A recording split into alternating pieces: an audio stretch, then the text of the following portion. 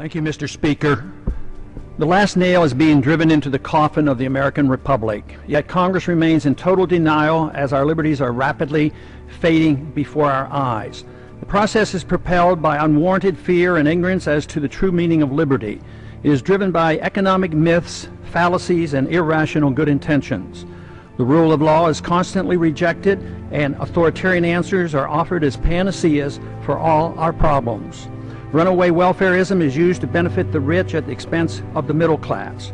Who would have ever thought that the current generation and Congress would stand idly by and watch such a rapid disintegration of the American Republic? Our presidents can now, on their own, order assassinations, including American citizens, operate secret military tribunals, engage in torture, enforce indefinite imprisonments without due process, order searches and seizures without proper warrants, gutting the Fourth Amendment, ignore the 60-day rule for reporting to the Congress the nature of any military operation as required by the War Power Resolution, continue the Patriot Act abuses without oversight, wage war at will, treat all Americans as suspected terrorists at airports with TSA groping and nude x-raying. And the Federal Reserve accommodates by counterfeiting the funds needed and not paid for by taxation and borrowing, permitting runaway spending, endless debt, and special interest bailouts. And all of this is not enough. The abuses and usurpations of the war power are soon to be codified in the National Defense Authorization Act, now rapidly moving its way through Congress. Instead of repealing the 2001 authorization for the use of military force, as we should, now that bin Laden is dead and gone, Congress is planning to massively increase the war power of the president. Though an opportunity presents itself to end the wars in Iraq, Afghanistan, and Pakistan, Congress, with bipartisan support, obsesses on how to expand the unconstitutional war power of the president he already holds. The current proposal would allow a president to pursue war anytime, any place, for any reason, without congressional approval. Many believe this would even permit military activity against American suspects here at home. The proposed authority does not reference the 9/11 attacks. It would be expanded to include the Taliban and associated forces, a dangerously vague and expansive definition of our potential enemies. There is no denial that the changes in Section 1034 totally eliminates the hard-fought-for restraint on presidential authority to go to war without congressional approval achieved at the Constitutional Convention. Congress's war authority has been severely undermined since World War II, beginning with the advent of the Korean War, which was fought solely under a UN resolution. Even today, we're waging war in Libya without even consulting with the Congress, similar to how we went to war in Bosnia in the 1990s under President Clinton. The three major reasons for our constitutional conventions were to guarantee free trade and travel among the states, make gold and silver legal tender, and abolish paper money, and strictly limit the executive branch's authority to pursue war without congressional approval.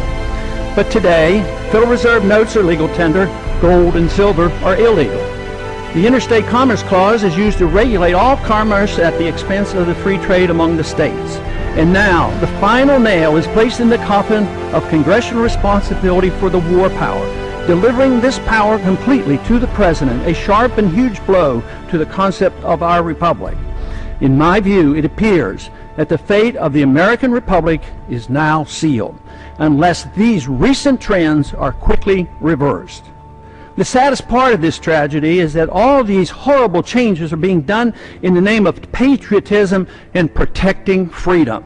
They are justified by good intentions while believing the sacrifice of liberty is required for our safety. Nothing could be further from the truth.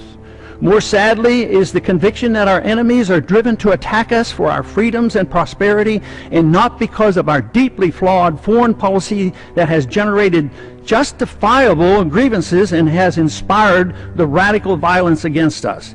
Without this understanding, our endless, unnamed, and undeclared wars will continue, and our wonderful experiment with liberty will end.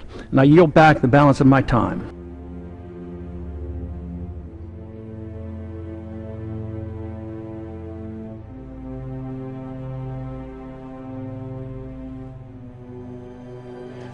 How did the American political discourse become so perverted that candidates like Mitt Romney and Rick Santorum and Newt Gingrich can say with a straight face that Ron Paul's foreign policy is dangerous?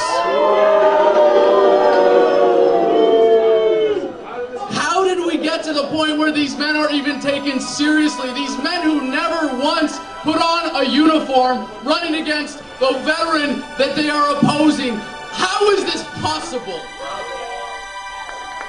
I served as a sergeant on a Marine Corps Civil Affairs team in the Fallujah area in 2004 and found out the hard way that the greatest enemies of the Constitution, to which I swore an oath, to which Ron Paul swore an oath, to which every military service member swears an oath, are not to be found in the sands of some far-off land, but rather right here at home. It is undeniable what our government has become. It is undeniable what our foreign policy has become, because poor men continue to die in rich men's wars. For far too long, the voice of the troops has been kept from the American political dialogue.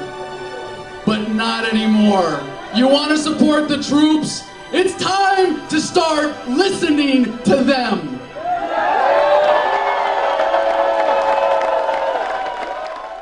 There are 535 people on Capitol Hill whose job it is to write the laws that govern all of us, and he is one of them.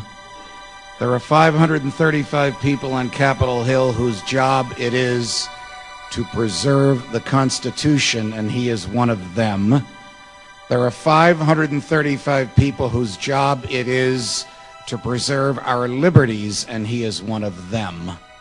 But in his heart and in his head, in his character and in his intellect, in what he has done and in what he will become, the Thomas Jefferson of our day, Ron Paul, is one of us.